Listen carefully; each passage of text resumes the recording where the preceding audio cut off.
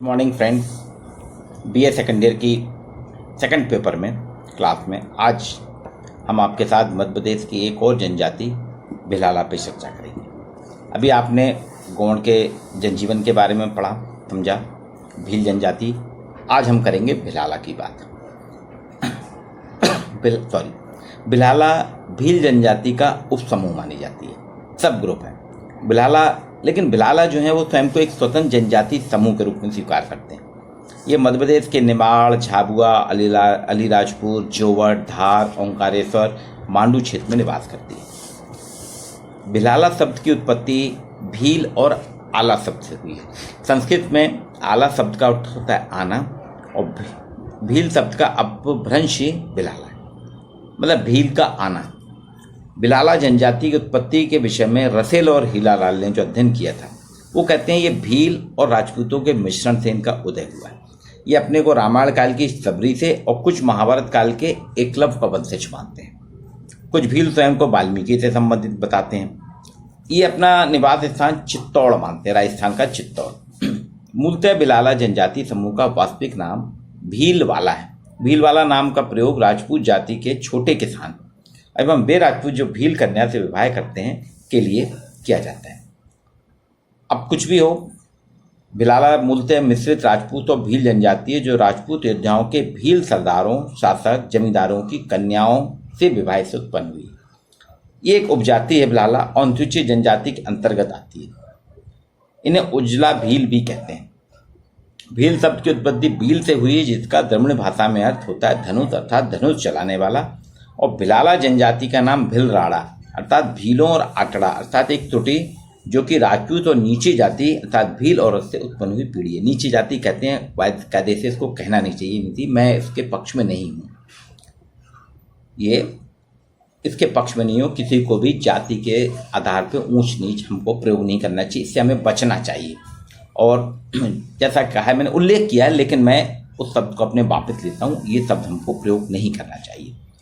भिलाला स्वयं को राजपूतों का वंशज मानते हुए अन्य सभी से उच्च मानते हैं, ऊंचा मानते हैं और हमेशा अपने नाम के आगे लोग ठाकुर, भूमिया, रावत, पटेल, मुखी लगाते हैं।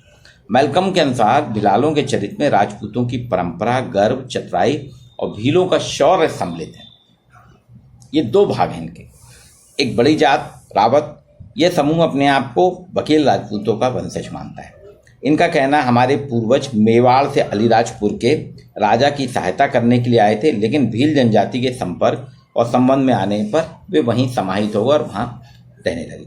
अब छोटी जात जो है ये इसमें प्रमुख है बसखला, भैड़िया, सोलिया, जमरा, राठौर, रस्तिया, अजगरिया, मसाविया, किसाड़िया, चौम्बालका, चौहान। इनकी उत्पत्ति जोवट के सुक्तल छोटा गांव के एक बतिया और अलीराजपुर तहसील के ओटन गांव की एक भी लड़की से हुई जो बनिए की औरत थी। जोवरिया, जोवर, नगरवा, नर्मदा और भावनारपुर अल्लाजपुर के गांव भावनारा से भिलाला जाति का उदय मानते हैं। ये स्थानीय स्तर पर जो जानकारियाँ मिली हुई। भिलाला की बड़ी जात और छोटी जात सिर्फ खान पान के मामले में ही नहीं, एक दूसरे से भिन्न है। रावत जो हैं जाति के व्यक्ति मुर्गा मुर्गी के मांस सेवन नहीं करते और ना ही शराब पीते। भिलाला जनजाति क्षेत्र के आधार पर भी विभाजित कर सकते हैं। अलीराजपुर सोंधवा में रहने वाले भिलाला स्वयं को ऊंचा समझते हैं, इन्हें उर्पा भिलाला कहते हैं। जबकि उमराली, छकतला के आसपास के क्षेत्र में जो रहने वाला है, बसने वाला भिलाला करिया नाम से जानते हैं। उर्पा और करिया में आपस में वैवाहिक संबंध भी नहीं होते। शारीरिक बनावट इनकी, भिलाला जनजाति शारीरिक संरचना भील और राजपूत के समान होती है। इनका कद भील से लंबा और रंग कांसे की तरह रंगत वाला होता है। महिलाओं का रंग गोरा और शारीरिक संरचना सुंदर होती है, संतुलित कदकाठी होती है। इनके गोत्र हैं खरस, सेंगर, पवास, मोर, चौहान, सिसोदिया, नथरिया, बिल्दिया, भूमिया। ये भील जनजाति के समान ही, इसलिए ये भी लंगोट और पगड़ी बांधते हैं। महिलाएं लहंगा चोली पहनती हैं। हाँ, ये धनुष बाण नहीं टांगते हर वक्त। महिलाएं तांबे और कांसे के जेवर पहनती हैं। लंगोट पहने के हमेशा लंगोट बांधते हैं, इसलिए इन्हें लंगोटिया भील भी कहते हैं।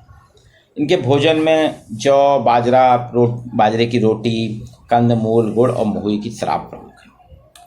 इनकी सामाजिक परिस्थिति काफ़ी ऊंची है। इनके हाथ का पानी ब्राह्मण भी पी लेते हैं। भिलाला समूह हिंदू और भील जनजाति की संस्कृति मिश्रित का प्रतिनिधित्व करती है। ये बाह्य निवासी बाह्य विवाही समूह में बटे हैं। इन समूह को कुल या कुरी कहते हैं। मकान, इनके जो मकान हैं ऊंची पहाड़ियों पे होते हैं। बल्लियों से बने इनके मकान काफ़ी साफ सुथरे होते हैं।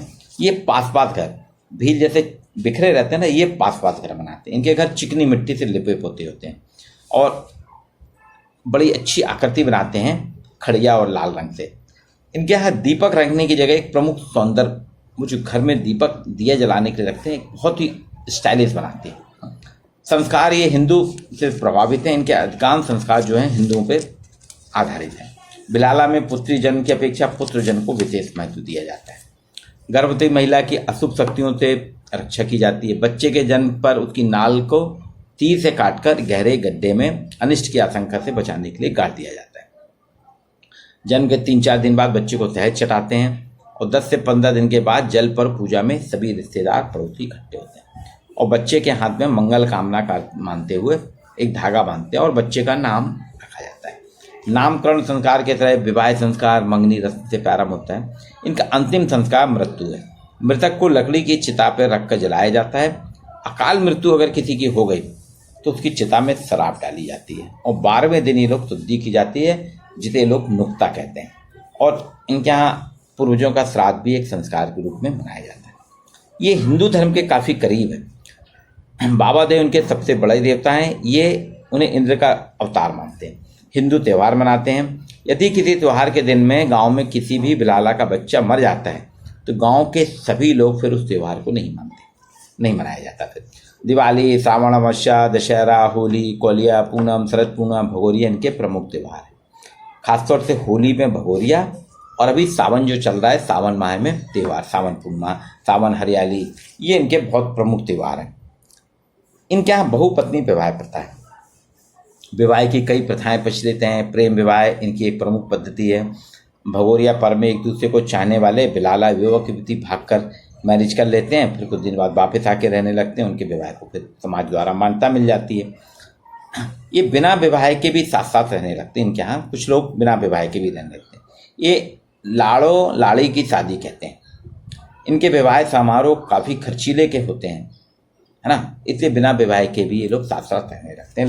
उसको लाड़ा लाड़ी कहते हैं। विवाह के अवसर पर बिलाला 3 दिन रात लगातार नाचते गाते हैं, खान पान होता है। लड़कियां तलवारें लेके नाचती हैं, पुरुष तीर कमान लेके नाचते हैं। और विवाह के पश्चात लड़की को लाड़ी कहते हैं, लड़के को लाड़ा।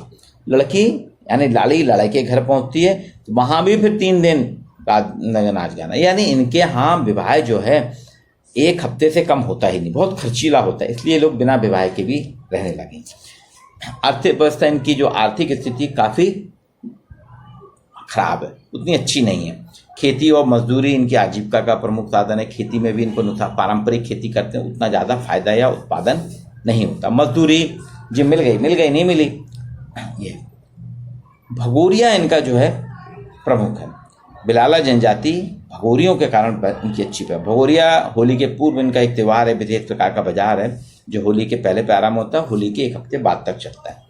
इसमें तेवरिया हाट में बिलालों की जीवन दैनिक आवश्यकताओं की जो जरूरत रहती है उसमें हाट में जाके पूरे खरीदते हैं साल भर के लिए। भगोरिया हाट में किसी वस्तु की खरीद बिक्री नहीं करते, बल्कि वास्तव में मौज मस्ती के लिए जाते हैं और फिर उसी के आड़ में खरीद।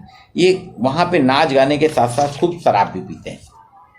और अविवाहित युवक युवती के लिए पारस्परिक मेल मिलन और प्रेम चुनाव का अवसर होता है, जिसके लिए साल भर भिलाला लड़के और लड़की इंतजार करते हैं कि भिलाला पर्व आएगा, हम वहाँ जाएंगे और हम अपनी पसंद का चयन करेंगे। और हाट में एक दूसरे को पसंद करने के पश्चात भिलाला युवक युवती वहीं से भाग जाते हैं और फिर कुछ दिनों के बाद वापस आकर अपने परिवार के सामने, परिवार भी जानता है कि लोग रह चुके हैं तो उनकी विवाह की इच्छा रखी जाती है, उसे परिवार स्वीकार कर लेता और पालन किया जाता है। वास्तव में भील की एक उपजाति ही है बिलाला, पर बिलाला अपने आप को अलग मानते। और ये आपको पूरे मध्य भारत जो है, धार है, इंदौर के पास आगे धार, रतलाम, अलीराजपुर, झाबुआ, यहाँ मुख्यतः पाए जाते हैं, बड़वानी वगैरह में। तो ये एक भील है। कल हम करेंगे मध्य प्रदेश की एक और जनजाति कोरकू के बारे में।